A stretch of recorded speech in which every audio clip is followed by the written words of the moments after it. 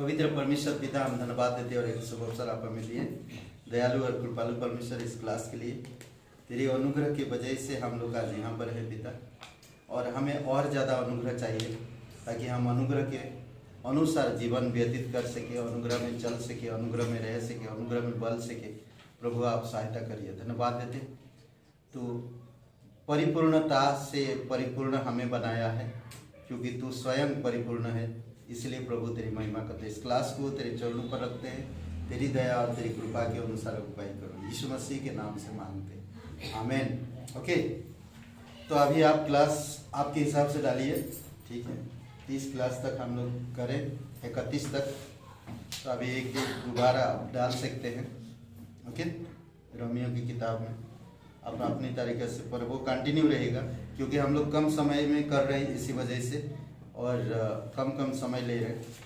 1 घंटे का होना चाहिए, बट 1 घंटे का नहीं है, तो इसीलिए क्लास बढ़ रहा है। और बढ़ रहा मुझे क्या, मैं बढ़ा के दे रहा हूँ आप लोगों को ताकि आप लोग सीखो।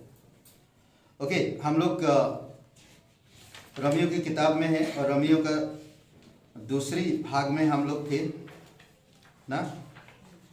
पहले भाग खत्म हो गया, दूसरी भाग खत्म हो गया, तीसरी भाग में हम लोग थे 6 से 8 अध्याय में, पवित्रकरण में ना। विश्वासी पाप की सामत से छुड़ाया गया कि वह धार्मिक जीवन जी बिताए, ठीक है, पवित्रीकरण में। और हम लोग 6वां अध्याय का मैं डिटेल दिया था, अब 7वां अध्याय का डिटेल है, ठीक है। 7वां अध्याय में पौलुस व्यवहारिक संघर्ष को प्रस्तुत कर रहा है। व्यवहारिक जीवन, व्यवहारिक का मतलब मेरी पर्सनल एक संघर्ष है मेरे अंदर। मैं एक संघर्ष में होकर चल रहा हूँ या गुजर रहा हूँ, ठीक है।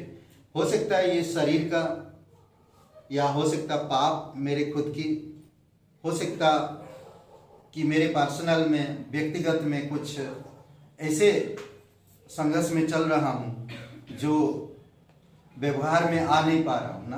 व्यवहार में मैं वो चीज़ें ला नहीं पा रहा हूँ जो लाना चाहिए, ठीक है, वो चीज़ें कर नहीं पा रहा हूँ। तो इसीलिए अगर आप 15 से 25 वचन तक अगर पढ़िए, एक जन को 15 से 25 तक, ठीक है, 7वां अध्याय का 15 से 25, यहाँ पर कुछ बातें पौलुस बताता है। 15 से 25 में, ठीक है, आखिरी जो भाग है।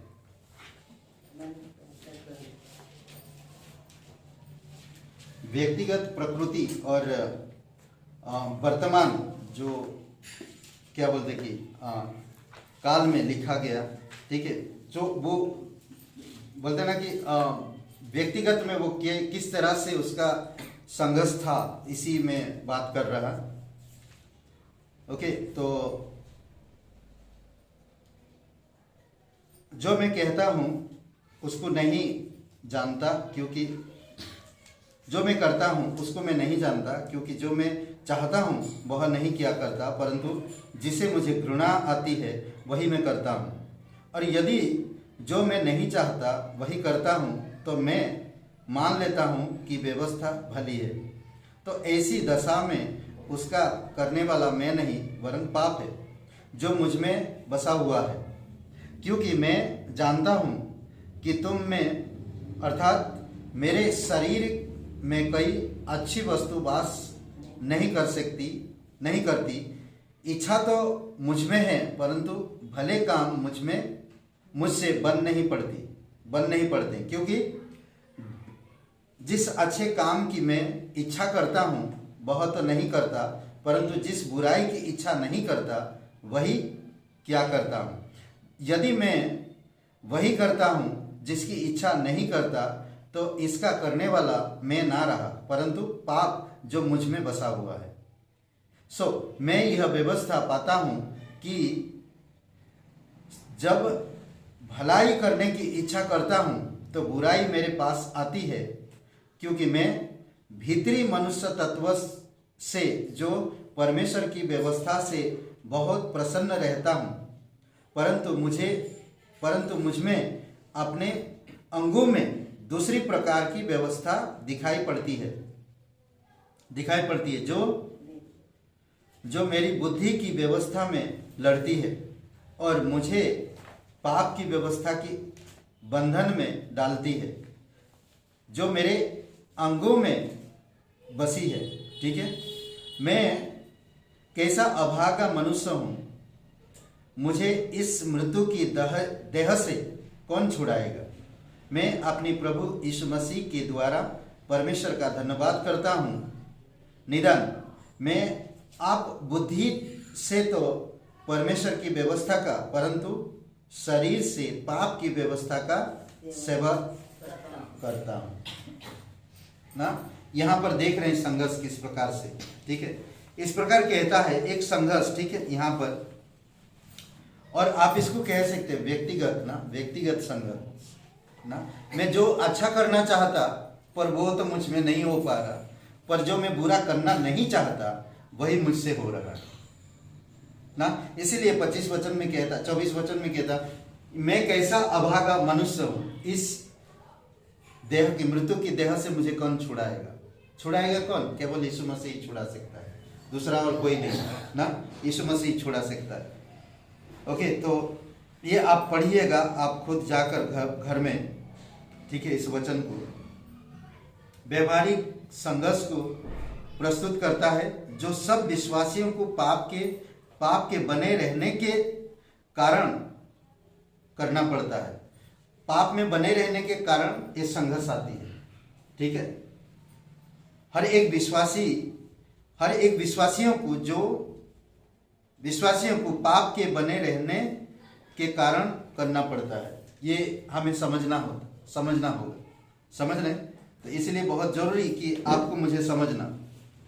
दूसरी बात हम देख सकते हैं यहाँ पर कि जब हम अपनी सामर्थ्य से यह प्रयत्न करते हैं ना, जब हम अपनी सामर्थ्य से प्रयत्न करते हैं, खुद की इच्छा के अनुसार या खुद की ताकत से जब हम कोशिश करते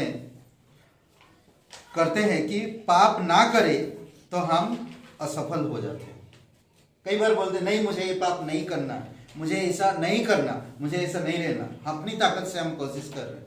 कभी नहीं कहते कि परमेश्वर तेरे अनुग्रह मुझे ज़्यादा दो और मुझे तोड़ो, मुझे नम्र करो ना, मैं इन सब चीज़ों से दूर रह सकूंगा, क्योंकि मैं स्वयं नहीं रह पाऊंगा, पर आपकी अनुग्रह मुझे दूर रखेगा ना। तो हमें ऐसा करना चाहिए। इसमें बहुत अच्छा एक बात बोलता, मुझे बहुत अच्छा लगता है। इसमें 18 वचन कोई पढ़ेगा? 18 वचन,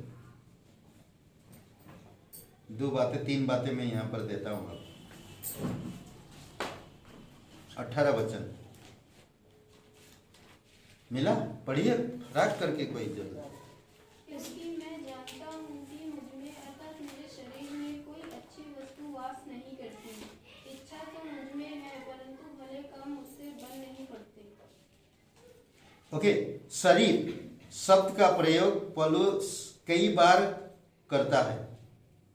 शरीर का शब्द जो है ना, ये शब्द को प्रयोग पौलुस कई बार करता है।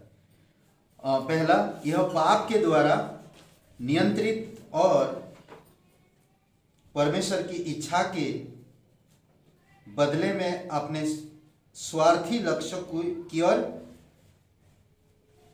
मैं बता रहा हूं फिर से, आप परेशान मत होइए। ठीक है, यह पाप के द्वारा नियंत्रित और परमेश्वर की इच्छा के बदले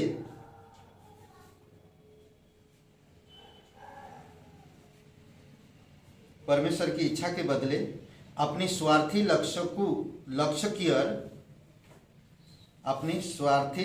की ओर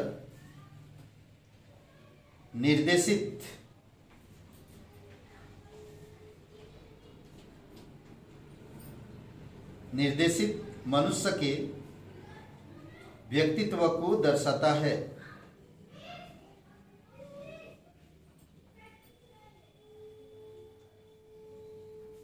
वचन 25 भी आप इस्तेमाल कर सकते हो उसमें। ओके, और 8 अध्याय का 5 से 7 में, हाँ, निर्देशित मनुष्य के व्यक्तित्व को दर्शाता है। ठीक है, तो क्या होता है, वो अपनी कंट्रोल में नहीं है, वो परमेश्वर की आत्मा की कंट्रोल में वो नहीं है। वो अपनी कंट्रोल में रहता है। ठीक है, तो वो अपनी कंट्रोल में जब हम रहते हैं तो क्या होता, हम पाप की ही नियंत्रण में बढ़ेंगे। समझ रहे हैं, पुरानी स्वभाव में ही बढ़ेंगे हम लोग। ठीक है, दूसरी बात, कभी कभी यह शारीरिक उत्पत्ति के स्रोत को दर्शाता है। कभी कभी यह शारीरिक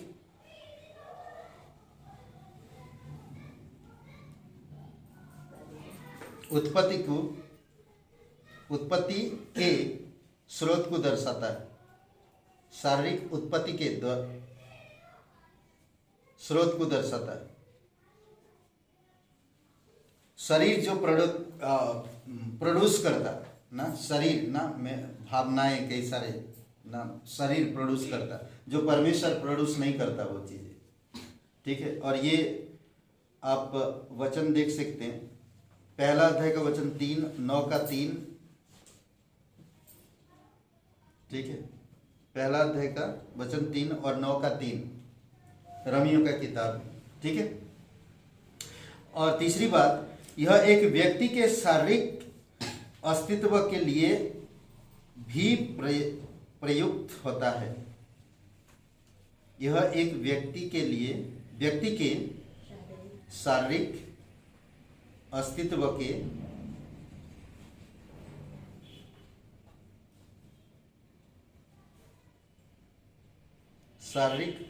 के लिए भी प्रयुक्त होता है, अर्थात शरीर में रहना। इफिसियों का 2 अध्याय वचन 15। ठीक है, इफिसियों का 2 अध्याय वचन 15। ओके, ठीक है, तो इसीलिए फिलिपियों का पौलुस फिलिपियों को और इफिसियों को कहता, पुरानी मनुष्य तत्व को उतार डालो ना। पुरानी मनुष्य तत्व 1:16, फिलिपियों का 1:16 में क्या लिखा, लिखिए जरा। फिलिपियों का 1:16 है ना, 16 नहीं,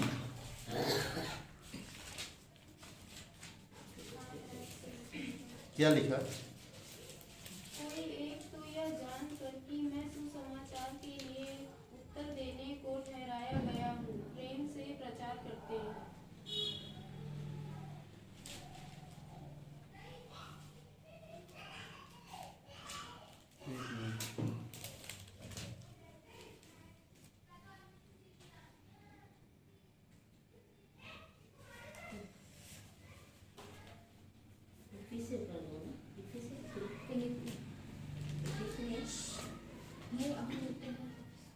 सॉरी, फिलेमन का 16 वचन, फिलेमन, फिलिपियों का नहीं, फिलेमन वचन 16,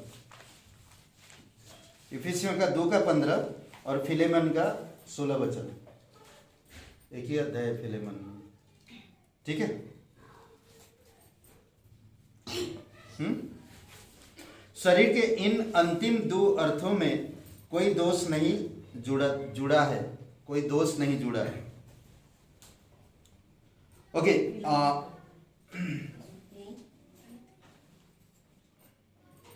जब हम अपनी सामर्थ्य, ओके ये हो गया, जब हम सच में करना चाहते हैं, जब हम सच में करना चाहते हम नहीं करते, और जो हम नहीं करना चाहते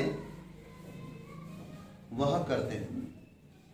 सच में जो मैं करना चाहता हूं, जो मैं नहीं करना चाहता वही कर लेता हूं। समझ रहे? जो हम सच में करना चाहते हैं, जो हम सच में करना चाहते हैं हम नहीं करते, और जो हम नहीं करना चाहते हैं वह करते हैं। समझ रहे? अद्भुत है नहीं? मैं जो करना चाहता हूं वो नहीं कर पा रहा हूं, जो नहीं करना चाहता हूं वही कर रहा हूं। तो इसमें 2 चीजें फर्क दिखता मुझे। यही पौलुस कह रहा, मैं व्यक्तिगत रूप से एक संघर्ष में चल रहा हूं, तभी वो कहता कि ये अभागा शरीर से मुझे कौन छुड़ाएगा, अभागा मृत्यु की शरीर से कौन छुड़ाएगा। ठीक है, नेक्स्ट कहता कि यह जानना कि हम पाप की सामर्थ से छूट गए हैं। ये हमें जानना जरूरी है कि हम पाप की सामर्थ से छूट गए हैं।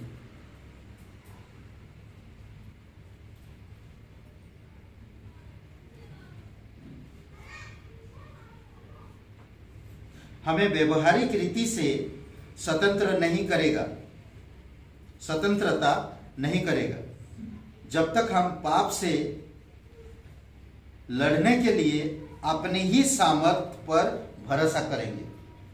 ठीक है, क्या कह रहा सुनिए ध्यान से। यह जानना कि हम पाप की सामर्थ से छूट गए हैं, ये जरूरी है जानना। ठीक है, दूसरी बात, हमें व्यवहारिक रीति से स्वतंत्रता नहीं करेगा जब तक हम पाप से लड़ने के लिए अपनी ही सामर्थ पर भरोसा करेंगे। समझ रहे हैं? जब हम अपने ही सामर्थ पर भरोसा करते हैं तो हमें स्वतंत्र बोलते ना कि स्वतंत्र भी नहीं हम समझेंगे। इसीलिए बहुत जैसे हम लोग 17 वचन से लेकर अंदर मेरे ना 17 और 18 वचन मेरे अंदर वो लड़ाई चल रहा।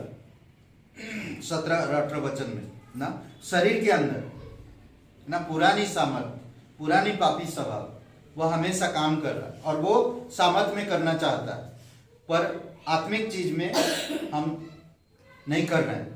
अगर मैं अपनी ताकत से करता हूं तो वो असफल होगा और पाप की प्रभुता उसमें पड़ेगा। पे पवित्र आत्मा की सामर्थ के सामने झुकने से हमें विजय मिलेगी। पवित्र आत्मा की सामर्थ के सामने हमें झुकने से क्या मिलेगा? विजय मिलेगा।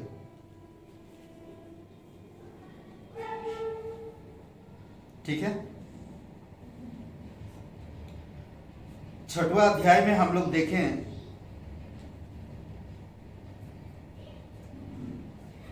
सैद्धांतिक सच्चाई बताता है कि 3 पॉइंट्स, उद्धार का परिणाम 2 पॉइंट दिया। 7 अध्याय में हम देखते हैं कि शारीरिक व्यक्तिगत एक संबंध क्या बोलते हैं संघर्ष है और हम पवित्र आत्मा की सामर्थ से ही इस संघर्ष को जीत पाएंगे और अपनी इच्छा से नहीं। 8वां अध्याय में पौलुस यह बताता है कि विश्वासी, ऐसा लिखिए, अध्याय 8 में पौलुस यह बताता है कि विश्वासी, 6 पॉइंट जो मैं देता हूं अभी आप लिख लीजिए। पौलुस यह बताता है कि विश्वासी, उसके नीचे आप पॉइंट एक एक लिखिए। ठीक है, हो गया। पॉइंट 1, पाप की दोष के भार से अब दबा नहीं। पाप की जो दोष आपके ऊपर था, दोष पाप के, इस सिंपल आप बता सकते हैं। 8वां अध्याय में पहले अध्याय में क्या कह रहा? अब जो मसीह यीशु में है उन पर दंड की आज्ञा नहीं है। आपके ऊपर पाप की जो दंड है वो नहीं है। ठीक है, पहले पॉइंट में भार ना, पाप की जो भार था वो खत्म हो गया। दूसरा पॉइंट, जो निवास करने वाले पवित्र आत्मा की सामर्थ पर भरोसा रखता, जो निवास करने वाली पवित्र आत्मा की सामर्थ पर भरोसा रखता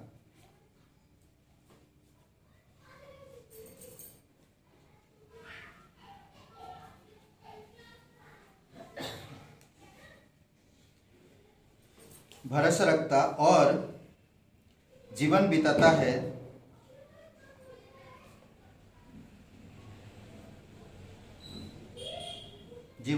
है, वह पाप करने से छुटकारा पाता है। वह पाप करने से छुटकारा पाता है।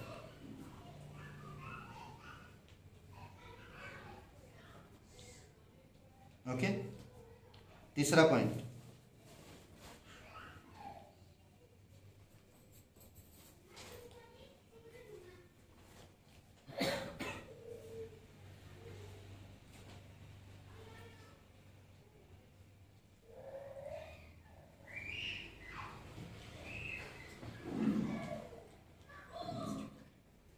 दिव्य, दिव्य यानी कि पवित्र आत्मा, दिव्य अपनाने के द्वारा वह परमेश्वर का संतान है। 8 में क्या कहता है?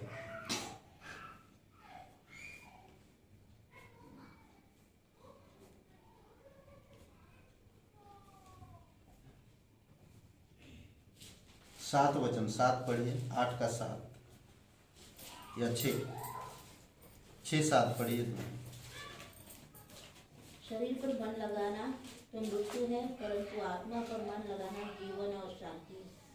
क्योंकि शारीरिक मन तो परमेश्वर से शत्रुता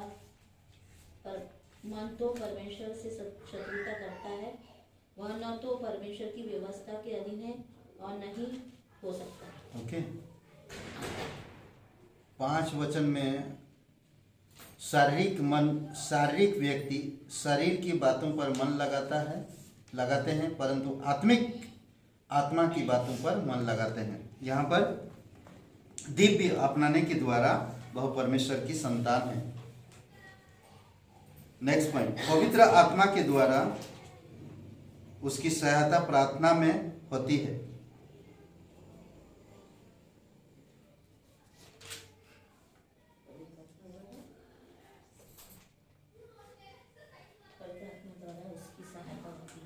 पवित्र आत्मा के द्वारा उसकी सहायता प्रार्थना में होती है।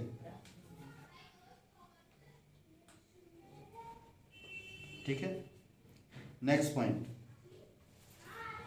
यीशु के समान होना नियत है।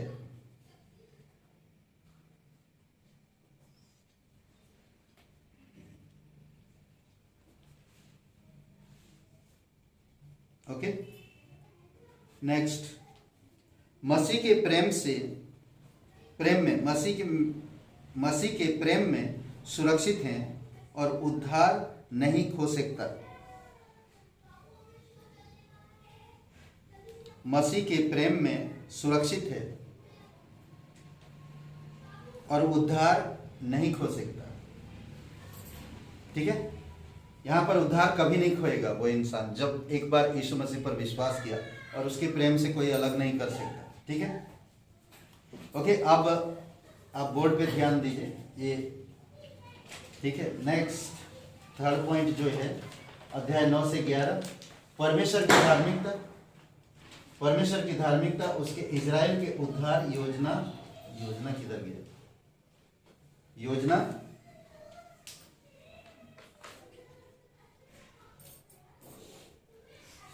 उद्धार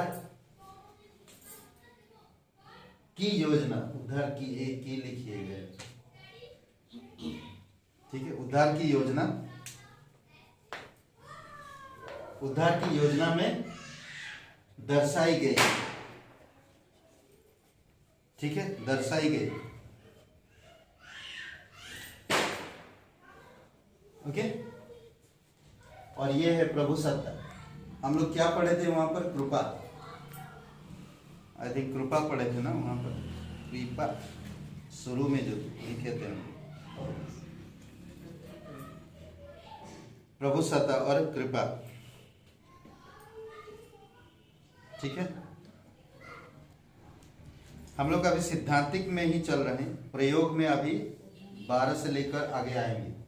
ठीक है, अभी सिद्धांतिक में ही चल रहे हैं। ठीक है, एक साथ पढ़े जाना चाहिए, जैसे अध्याय 6 से 8 पढ़े। उद्धार में देरी नहीं ना, उद्धार की योजना में देरी नहीं, दर्शाई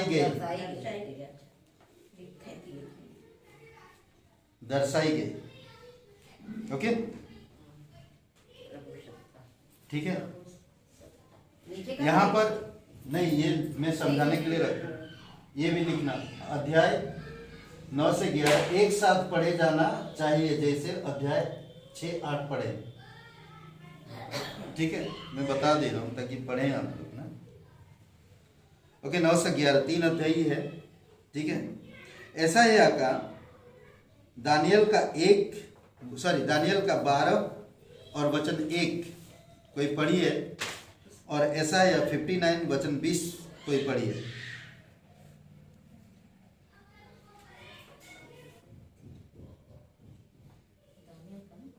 दानियल का 12, 1 और ऐसा है 59 20 वचन।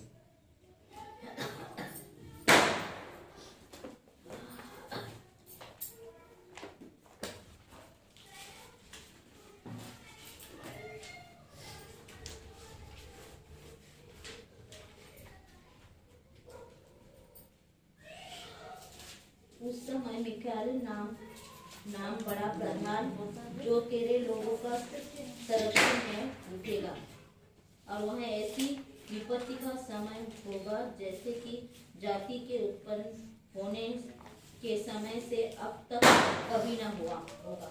और उस समय तेरे लोगों में से जितनों के नाम उस पुस्तक में लिखे होंगे वे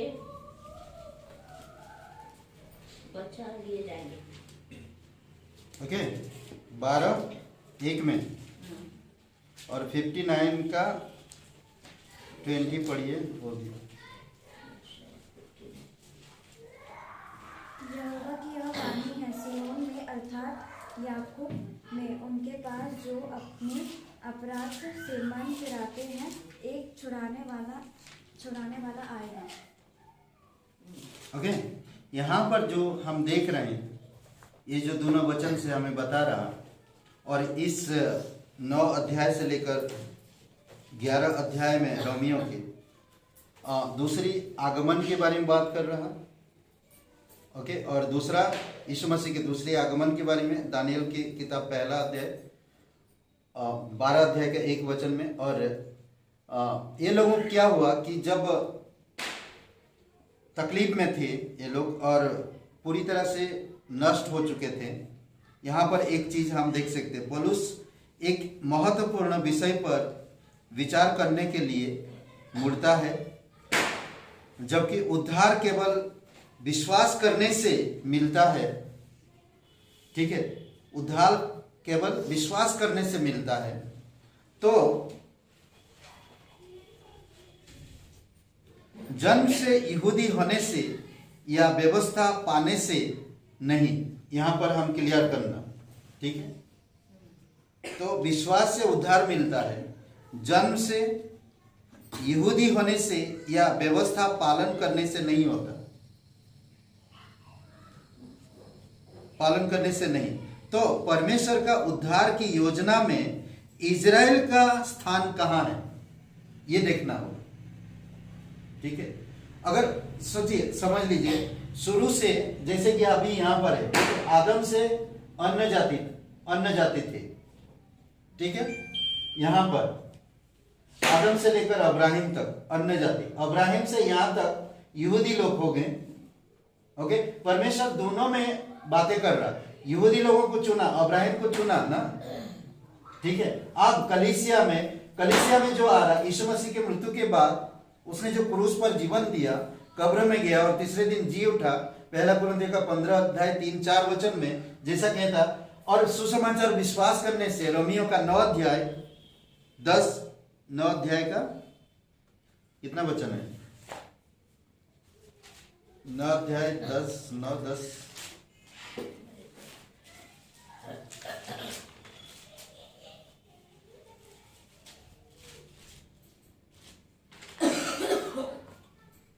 ओके, यहाँ पर एक बातें कहता 9-10 वचन में, 8 वचन में, अर्थात शरीर की संतान परमेश्वर की संतान नहीं है, परंतु प्रतिज्ञा। यहाँ पर अब्राहिम के ऊपर जो वार्तालाप कर रहा, अब्राहिम से 2 संतान उत्पन्न हुए थे, एक हाजिरा से, एक सारा से। सारा का जो संतान है वो परमेश्वर का प्रतिज्ञा का संतान है, पर हाजिरा का जो संतान है वो परमेश्वर की प्रतिज्ञा का संतान नहीं है। ठीक है, अब 9 वचन में कहता है परंतु प्रतिज्ञा के संतान वंश गिने जाएंगे। कौन है वो? इजराइल। ठीक है, वचन 9 में कहते हैं क्योंकि प्रतिज्ञा का वचन यह है कि मैं उस समय के अनुसार आऊंगा और सारा के पुत्र होगा। समय के अनुसार मैं आऊंगा और सारा का पुत्र होगा। और केवल यही नहीं, परंतु जब रिबेका भी एक से अर्थात हमारे पिता इसहाक से गर्भवती थी और अभी तक ना तो बालक जन्मे थी और ना उन्होंने कुछ भला या बुरा किया था, कि उसने कहा कि जेठा छुटके का दास होगा। ठीक है, जेठा यानी कि बड़ा छोटे का दास होगा। ठीक है, तो आप यहां पर हम समझने की जरूरत है, अन्य जाति थे आदम से लेकर अब्राहिम तक, और अब्राहिम से यीशु के आने तक, क्रूस तक यहूदी लोग थे। अब यहूदी जब अगर विश्वासी से अगर कोई आएगा, समझ लीजिए विश्वास, यहां पर भी लोग विश्वास किए और कलीसिया में आ गए। जो भी कोई विश्वास किया इसमें आ गया। आज कलीसिया में कौन है? बुलाए गए लोग। ये अन्य जाति कौन थे? सब लोग बुलाए गए। इजराइल यहूदी लोग आप कौन है? जो जन्म से और व्यवस्था से चल रहे हैं। तो इनका क्या होगा? उसी के आधार पर पौलुस बात करना चाह रहा, समझ रहे हैं? उसी के आधार पर। तो क्या कह रहा कि जन्म से यहूदी होने से या व्यवस्था मानने से नहीं। तो परमेश्वर उद्धार की योजना में इजराइल का ये स्थान क्या होगा? समझ लीजिए, ये लोग जो है यहां आ गए विश्वास से। ठीक है, अब ये यहूदी लोग है। यहूदी लोग क्या करेंगे? आप यहूदी लोग अब क्या करेंगे? कैसा बनाया? हाँ, यहूदी लोग क्या करेंगे? ठीक है, तो वही बात समझा रहा, वही बात समझाएगा। देखते हैं यहूदी लोगों के बारे में क्या बोलते हैं।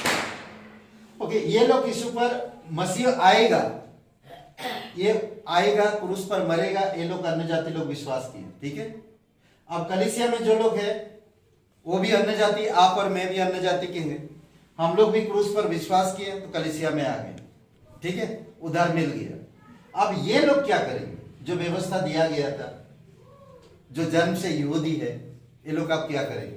तो इनके बारे में वो समझा रहा, इनके बारे में वो बता रहा। ठीक है, वो समझा रहा इस प्रकार, परमेश्वर की कृपा से इजराइल को अपना चुना हुआ हथियार करके चुना, जिसके द्वारा वह अपनी उद्धार की योजना और उद्देश्य मसीह के द्वारा पूर्ण करेगा। मसीह के द्वारा पूर्ण करेगा। ठीक है, मसीह आया, चला भी गया, पर वह लोग क्या किए? यहूदी लोग इसको क्या किए? रिजेक्ट किए ना, रिजेक्ट कर दिए। ठीक है, अब इनका उद्धार कैसे होगा? तो वही बात बता रहा पौलुस कि वो एक दिन आएगा, मसीह आएगा, ख्रिस्त के द्वारा पूर्ण करेगा, जो उद्धार की योजना उनके द्वारा पूर्ण करेगा। ठीक है, आने वाला जब आएगा, जब, ठीक है, पर इजराइल ने मसीह को अपना मसीह यानी कि उद्धारकर्ता और राजा के रूप में अस्वीकार किया। राजा और उद्धारकर्ता के रूप में अस्वीकार किया। परमेश्वर ने इजराइल को अपना चुना हुआ हथियार के रूप में अस्थायी रूप से त्याग दिया। जब यीशु को वो लोग त्याग दिए, अस्वीकार किए, तो क्या हुआ? बहुत सारे ऐसे यहूदी भी छोड़ दिए, कलीसिया छोड़कर चले गए। कहाँ चले गए? उधर चले गए, वो मंदिर में, परमेश्वर के भवन में। वो भवन क्या हुआ? जब यीशु मसीह को क्रूस पर चढ़ाया गया, जब प्राण छूट गया, उसका प्राण दे दिया परमेश्वर को, तो क्या हुआ? पर्दा, वो मंदिर का कुछ काम नहीं है, वो खत्म हो गया। ठीक है, आप जो यहां से भी कई बार लोग वहां चले जाते, पर वैसा नहीं होना चाहिए, नहीं करना चाहिए। अब वो योजना कैसे पूरा करेगा परमेश्वर, उसके बारे में पौलुस बता रहा। ठीक है, पौलुस समझा रहा। यीशु मसीह आया था यहूदिया में, यहूदी लोगों को बताया कि मैं मसीह हूं। पिलातुस भी कहा क्या तो यहूदियों का राजा है। लोग मजाक उड़ाए, कांटों की ताज पहना दिए, उसको अस्वीकार कर दिए ना। समझ रहे? तो अब उनका क्या होगा देखिए। फिर भी वो चुना हुआ पात्र है परमेश्वर का, यहूदी लोग। इसके बदले परमेश्वर मसीह की मृत्यु के बाद अपनी उद्धार की योजना को कलीसिया के द्वारा पूरी कर रहा है। जो काम करना चाहिए था यहूदी लोगों को, वो अब कलीसिया कर रहा है। समझ गए? अगर वो लोग, ये लोग अगर यीशु मसीह को स्वीकार कर लेते हैं तो वही लोग आज प्रचार करते। वो लोग जब रिजेक्ट कर दिया तो कलीसिया यानी कि अन्य जाति को दे दिया ना। इसीलिए कहता ना यूहन्ना का पहला अध्याय 1 और वचन 12 या 13 में, 12 वचन में, कि जो प्रभु यीशु मसीह को स्वीकार किया, मांस और लहू से नहीं, पर जो यीशु मसीह पर विश्वास किया और उसी को संतान, परमेश्वर का संतान होने का अधिकार दिया। करेक्ट? जो लोग अधिकार दिए, जो लोग विश्वास किया उस पर, जो लोग भरोसा किया उस पर। ठीक है? और अब देखते हैं हम लोग थोड़ा सा आगे। और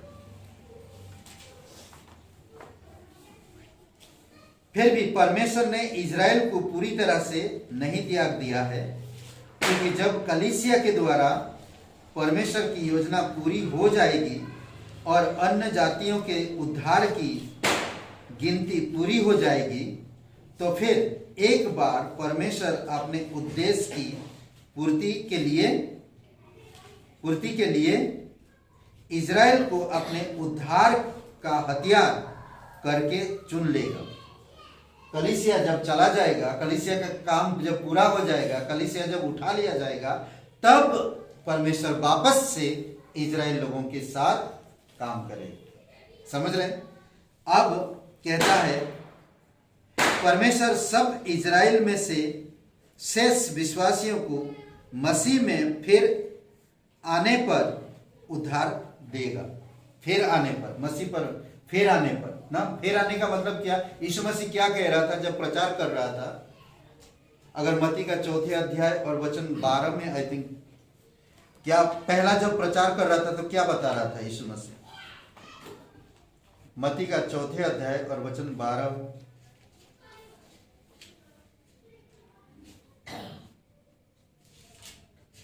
नहीं, मत्ती का है, मत्ती का 1 में,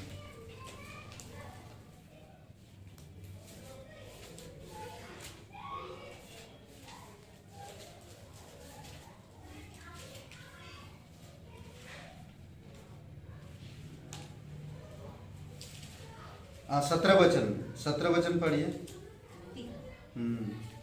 4 अध्याय वचन 17।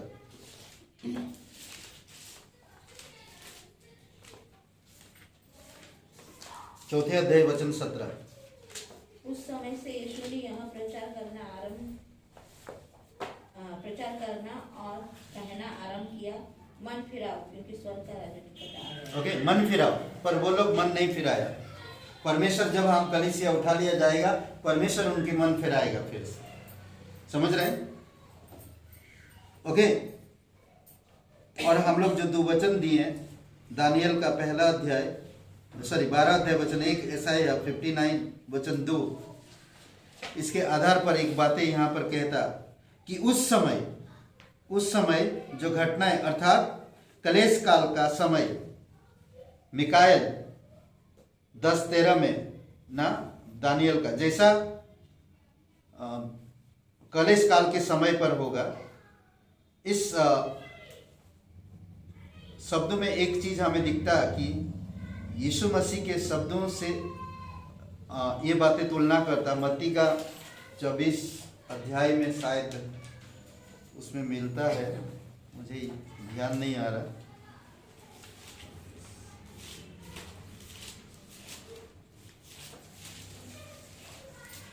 24 अध्याय और कोई 22 या 20 वचन पढ़ेंगे क्या? 24 का 21 पढ़िए। 21 क्योंकि ऐसा भरी कलेश होगा जैसा ना तो जात के अनुसार के आरंभ से जगत के अनुसार। जगत के आरंभ से पहले कभी हुआ ना कभी होगा। अब तक हुआ ना और ना कभी होगा। ओके, उस समय इजराइल लोग प्रचार करेंगे ऐसे कलेश काल के समय। उस समय कलीसिया नहीं रहेगा, समझ रहे हैं? और इसमें कहता कि मसीह की देह यानी कि विश्वासी यहूदी और विश्वासी अन्य जाति दोनों से बनी है। ठीक है, विश्वासी यहूदी और विश्वासी अन्य जाति दोनों से बने हैं। उन सब से जिन्होंने परमेश्वर पर विश्वास किया है, जो परमेश्वर पर विश्वास किया, तो ये भी साथ बन जाएंगे। इस समय अन्य जाति भी, मतलब जब यहूदिया को काम देगा उस समय भी अन्य जाति लोग आएंगे। ओके, अन्य जाति के लोग आएंगे, विश्वास करेंगे। तब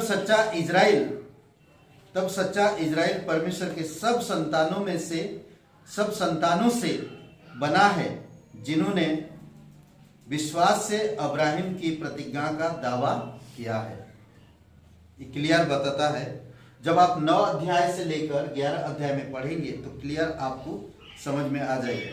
पौलुस की तीव्र इच्छा यह कि अन्य जातियों का उद्धार यहूदियों को ईर्षालु बनाएगा। पौलुस कह रहा ना कि अगर विश्वासी ऐसे उद्धार मिला तो यहूदियों को नहीं मिला, तो वो लोग ईर्षा करेंगे, विश्वासी लोग ईर्षा करेंगे। इस प्रकार से समझ रहा पौलुस, इस प्रकार से बता रहा, ईर्षालु बनाएगा और सुसमाचार के लिए तरसेंगे, क्योंकि जो कोई प्रभु का नाम लेगा वह उद्धार पाएगा। जो कोई प्रभु का नाम लेगा वह उद्धार पाएगा। 10 अध्याय में कहता ना, जो कोई भी 10 अध्याय 9-10 वचन। ठीक है, अध्याय 11 का अंत रोमियो के मूल सिद्धांतिक विभाग से होता है। अध्याय 12 व्यवहारिक रूप में उनके उपयोग में लिखता है।